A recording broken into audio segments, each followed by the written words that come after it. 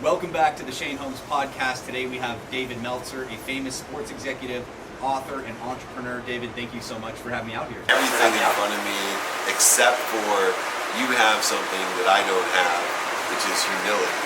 And one of the rules of real estate, two types of real estate investors and executives. One, there's the humble ones, and then two, there's those that are about to be humble. Yeah. So I give you clip that, dude. my appreciation for being so humble at such a young age. Thanks, man. I watched my parents lose everything in the real estate crash. So now when I analyze investments and things like that, I know what the other side looks like. So I can see how easy it is to just go gung-ho. What created that humility in you?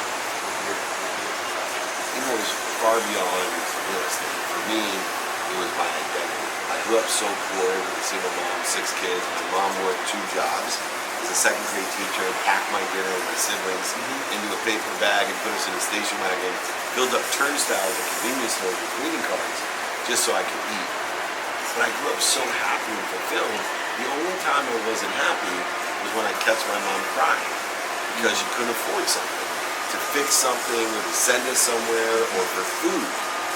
And so in my mind at a very young age, I believed that in order to be happy, money was necessary. Yeah. Money would buy me that happiness. The only missing happiness, security and stability that I never had. Yeah. And I went through a journey that's interesting because everything I did confirmed that, not denied it. 9 months out of law school, I was a millionaire, bought my mom a house and a car, felt the love. Yeah. 2 years later, we exited for $3.4 billion. I bought a whole bunch of stuff for myself, felt the love, and my friends, felt the love. Yeah. Then I made even more money in the Silicon Valley as I ended up in 1999 running Samsung phone division, and I felt the love from my dream girl who hated me from the 4th grade, the girl at 6th grade camp that told me no. All of a sudden, I felt the love. Yeah. And there was somewhere around 30 years old that I started to buy my own bullshit. I lost stock in who I was and what I wanted to become. And for me, that was the journey to the lesson about real estate, to understand that money doesn't buy love, it doesn't buy happiness, but it allows you to shop. Yeah. If you shop for the right things, for the right reasons, for the sake of what, you're going to be really happy. But unfortunately for me and probably your parents, I had to learn that lesson in 2008. Lost over $100 million, all of my homes, ski mountain, golf course, everything I owned. I went to one rented house with rented furniture and 1 car. One thing that you say frequently in your podcast is time for yourself. Well, time is something I study every day. And unfortunately, human beings attach their emotions to their outcomes today as if they understand or know what's happening today is determinative upon where they want to be or better. And so they feel punished when you lose everything. See, not like I lose everything. I didn't lose my mom, but I lost everything. And I lost her house because I didn't take my name off title. So my basement had a basement because the only reason I wanted to be rich was to buy my mom a house. And so for me, it's understanding that I don't understand or know the outcomes of today and how they're relative to getting me to where I want to be or better. So therefore that humility comes into play with faith and wisdom. So when I lost everything, instead of feeling punished, instead of feeling like I couldn't do it, I felt promoted and protected and loved because I was going to find the lessons in it to get me to a better place, a better position. And I'll tell you today that although most people look at that moment in my life as a punishment, as a loss, as a tragedy and a struggle, it doesn't mean that today, 17 years later, to me. What it means to me is promotion, protection, and love, that it saved my life. And if you don't believe it saved my life, it definitely saved my marriage, which has saved my life. Yeah. So in the alternative, the transitive property of saving lives, I have learned that when things happen today that you don't understand or know, they seem like punishment, people are attacking you, laughing at you, making fun of you, be kind to your future self. Yeah. Do good deeds and know that you're protected, promoted. If you could give one tip to a young entrepreneur, like 20 years old, that doesn't exactly know think it's the same advice I would give you when you were 20 and me when I was 20. It's the same advice I give to 30, 40, 50, 60, 70, 80, and even 90-year-olds. It's ask for help. Yeah. People don't ask for help. In fact, they don't understand giving because all the good people out there, the generous people, teachers, first responders, all of our United States veterans, all the good realtors, all the good lawyers and insurance guys, we all believe the more we give, the more we'll receive. But what actually needs to be taught is the more you give, the more you're given. The more you're given, the more you can receive if you ask more. Yeah. And if you ask for more, then you'll end up with more, then you're able to give more, be given more, be able to receive more, then ask for more. Yeah. Guess where you end up when you're 80 years old? With more than enough of everything for everyone. In the abundant state of mind that you and I have learned, you at a younger age of 30, me at 56, that we live in a world of more than enough. Yeah. And therefore, we're going to give away everything, be given everything, we're going to receive everything because we ask for everything as well. Yeah. And that's the infinite loop that people need to be in, and therefore the fastest way to get to where you want to be is to either ask someone who sits in the situation that you want to be in and ask them for help, or find someone and give them help to get them to where they want to be. That's the only way to get to where you want to be. And we were just talking about how I'm going to start real estate company after my family, and how I'm taking that advice that you just gave to everybody that's listening, that I'm going to go meet with a guy that's already done it. I understand the numbers, I understand how I can uniquely add value with building ADUs and forcing the NOI up and things like that, but I haven't done it yet. So, to your point, sitting down with people and learning how they operate is the number one asset that I think that someone can have in business that's not going to go out and do yourself. Yeah, especially when you're creating a fund, right? Because you're actually just leveraging the past experiences, cycles, successes, and failures. I created something called Meltzer funding, and it's to bridge people with the hardest dollars that are needed, meaning $0 to $500,000. Sometimes that's the difference to get that bridge that you need from $0 to $500,000. Yeah. And how many people are stuck there today? So if anyone's stuck there today, especially women and women of color, who I particularly think are underrepresented in the bridge financing world, no one's giving them a chance with money to prove their superior capability. And I'm speaking about women, especially women of color, who are more capable than guys like you and I. They've proven it statistically from Sand Hill Road to every other small business or entrepreneurship because of their desire that they must be what they can be. But, Meltzer funding to me is my crown jewel.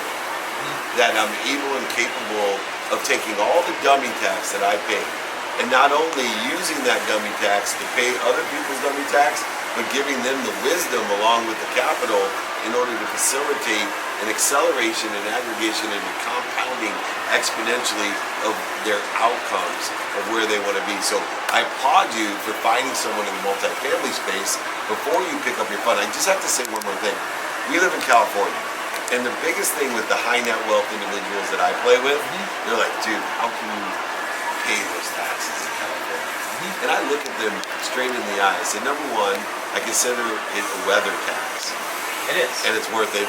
But two, it's also the state taxes, even federal taxes, that's nothing, bro, compared to dummy tax. And so you can live in any tax-free environment that you want, but if you pay the dummy tax, it won't matter what your taxes are because you're going to have no money to pay taxes on. Yeah.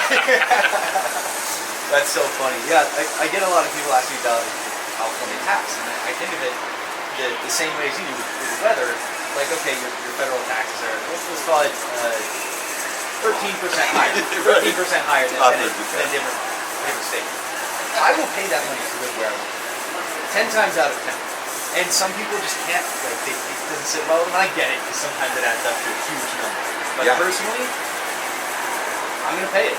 It's cool here, and you look at it the same way as like... Absolutely. I think also, too, that California, when you think energetic, the people that founded California were people that had imaginations. They were risk takers. Yeah. Right? They had to also be stronger because they had to survive by horseback to make it all the way out there. So we're founded with that type of energy.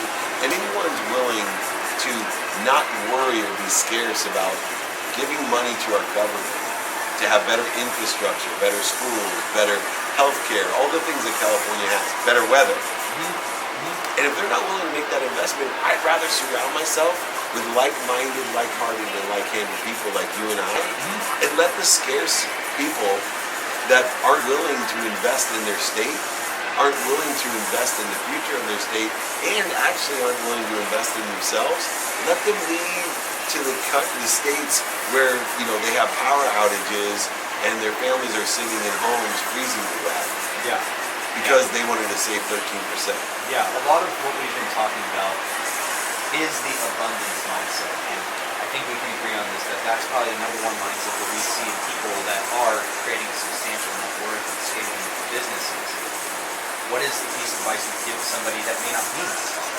That doesn't have that abundance mindset? How can you help get somebody there? First of all, you can't get there overnight with the first piece of advice.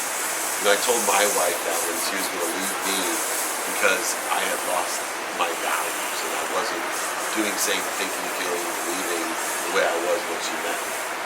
And I was a liar, a cheater, manipulator, overseller, back-end seller. And she saw the writing on the wall. I was not being kind to my future self. And I know at that time, with my own life, looking forward and saying to myself, okay, what values are going to take stock in? Who are you? You're not going to find outside of you what you can't find inside of you. And so I think the best advice if someone is, and I told my wife, by the way, when she said that, I said, look, I'm going to change, but know that I can't change overnight. And so let me give you 5 daily practices to go from a scarce mindset to an abundant mindset. And I'm happy to send, by the way, anyone in your community the 5 daily practices or even my book. I'll sign it, send it to you, pay for the shipping and the book. Email me, david@meltzer.com. Here they are. Know what you want. Personally, experientially, giving and receiving every day. Know who you can help and who can help you. Know how to use time in order to do, say, think, feel, and believe in the divine direction of it, and then prioritize your day. Prioritize negotiables and non-negotiables, paid for and unpaid for, planned and unplanned activity, and your sleep, which most people ignore. It's key. I'm a 17-year sleep coach. I'm going to be in the Hall of Fame of sleep, no longer the Hall of Fame of football, and I'm going to recover and access information better than anyone will ever meet. And then finally, I'll teach you how to apply your why to abundance instead of search for what you already have. You see, in a scarce mindset, you want to be more happy all the time, more healthy all the time, more wealthy all the time, and more worthy all the time. In an abundant mindset, I am healthy, I am wealthy, I am happy, I am worthy. What am I doing to interfere with it? Yeah. Because I live in an infinite, abundant, unified system of thought, and I'm part and parcel of that. And so I'm applying my why, not searching for something I already have. Most people that are scarce are searching for what they don't want, what's missing, or what other people want for them. And then when they get what they don't want, what's missing, or what other people want from them, they're resentful, guilty, and shameful of it. Yeah. What you said that really stood out to me there was that I am healthy, I am wealthy, I am living. And I think that to get there, you have to have that self-belief that you're just there. And there, like you said, there's a few little pieces missing. To dissect that a little further, how can you coach somebody to start kind of on this self-belief?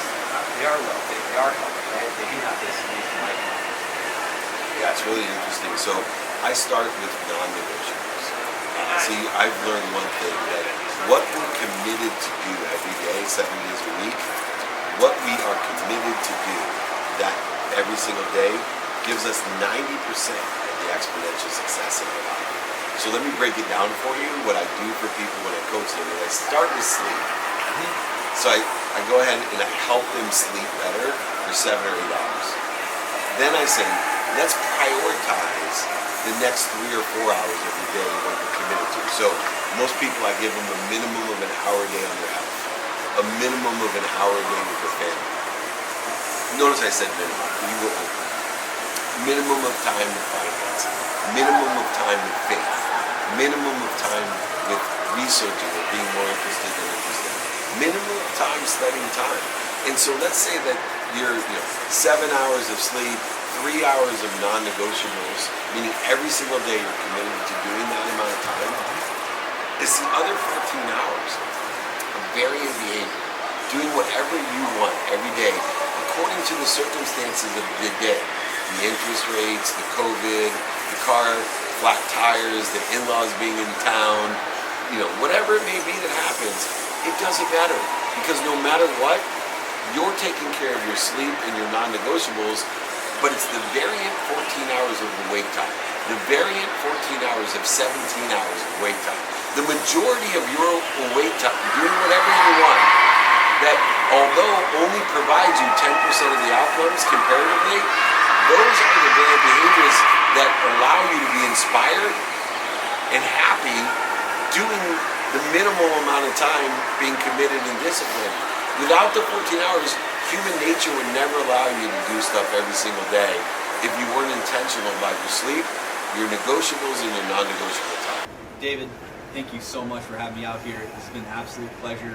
So much great information for all the listeners. Thank you for having me. Remember, be kind to your future self. Do good deeds. Thank you.